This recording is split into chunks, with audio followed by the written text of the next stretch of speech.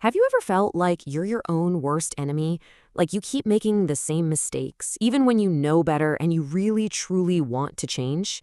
Well, in this explainer, we're going to get to the bottom of it. We'll unpack how to stop self-sabotaging by understanding the biological battle that's happening inside your own head. It's the big, frustrating question, isn't it? Why do we do it? You're smart, you've got goals, you know what you should be doing. So why do you find yourself procrastinating on that big project, or eating junk food when you're trying to be healthy, or just making choices that you know you're going to regret later? So, the usual suspects come to mind. We tell ourselves it's a character flaw. We think, oh, I'm just lazy, or I'm not disciplined enough. Or maybe it's that nagging insecurity or low self-esteem that's holding us back. But what if I told you that according to what we know from neuroscience, all of that is completely and fundamentally wrong? That's right. Neuroscientist Robert Sapolsky makes it really clear. Self-sabotage is not a moral failing. It's not about you being a bad or weak person. It's a biological conflict. Think of it like a turf war being fought inside your skull. And honestly, just knowing this can be a huge relief. You're not weak. You're just caught in a neurological crossfire. Okay, so let's meet the two fighters in this inner battle. See, your brain isn't just one single unified commander calling the shots. It's more like a committee of rivals. And there are two key players constantly wrestling for control over what you do next. In one corner, you've got your prefrontal cortex. This is the new, shiny, evolved part of your brain. It's logical, it's rational, it thinks about the future, but it's kind of slow. And in the other corner, you have the limbic system.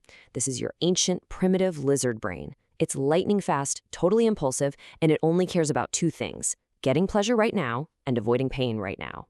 So, any guesses who usually wins that fight? Yep, the limbic system. And it wins for one simple reason: speed. We are talking about milliseconds here. It has already felt an impulse and shouted, "Eat the cookie," before your rational prefrontal cortex has even had a chance to log on and say, "Hey, wait a minute, what about our diet?" So why on earth is our brain wired this way? Well, the problem is we're basically running an ancient operating system on modern hardware. Scientists call this an evolutionary mismatch. Our brains just weren't built for the world we live in today. And this timeline really puts it into perspective. For millions and millions of years, our brains were being fine-tuned for one thing: survival in a world of scarcity and immediate danger. The modern world, with its retirement plans and endless Netflix SKUs, that's just a tiny blip on the radar. Your brain is perfectly optimized for short-term survival, not for your 5-year plan.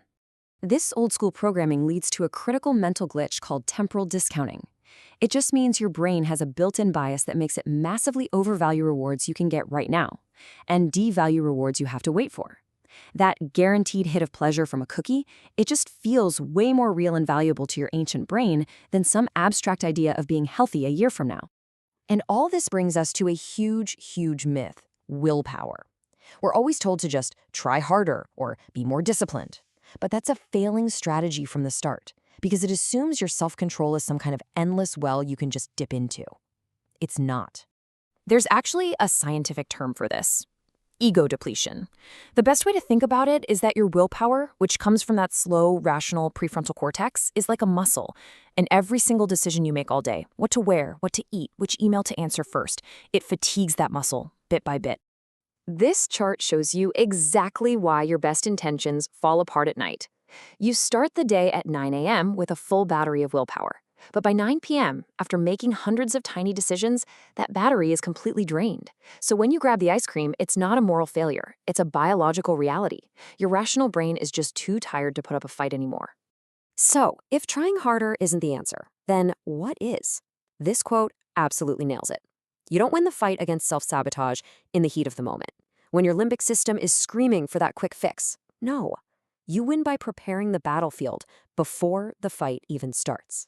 Okay, so let's get practical. Instead of trying to fight your brain's basic nature, you need to become an engineer of your own environment. The goal is to design a life where doing the right thing is the easiest thing to do.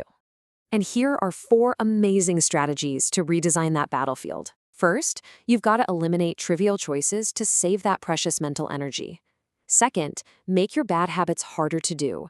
We call this increasing the friction. Third, do the exact opposite for your good habits. Make them as easy and frictionless as possible. And fourth, use a super clever psychological trick called temptation bundling. So what does this actually look like? Well, to eliminate choices, you could do what Steve Jobs did and just wear the same kind of outfit every day. To increase friction for a bad habit, log out of your social media apps every time you use them. That extra step of typing in a password can be enough to stop you. To reduce friction for a good habit, lay out your gym clothes before you go to bed. And for temptation bundling, you pair something you want to do with something you should do. Like, you only let yourself listen to your favorite true crime podcast while you're on the treadmill. And here's one last really crucial tactic. You have to protect your cognitive golden window. What's that? It's that period in the morning, right after you wake up, when your prefrontal cortex is at its absolute strongest. Don't waste that peak brain power on scrolling through emails or social media. Use that precious time to do your most important, most difficult work before that ego depletion muscle gets tired. So if there's one thing you take away from all this, it's this. The goal isn't to have superhuman willpower. It's to create a life, an environment, where you barely need to use it. Victory isn't won in the moment of temptation. It's won in the setup. Okay, so now you know how the machine works, you understand the battle inside your head, and you've got the toolkit to start redesigning the battlefield. So my question for you is, what's the first small thing you're going to redesign in your environment? What's one little change you can make success just a little bit easier? And remember, this is all about working with your brain, not against it, so be kind to yourself along the way.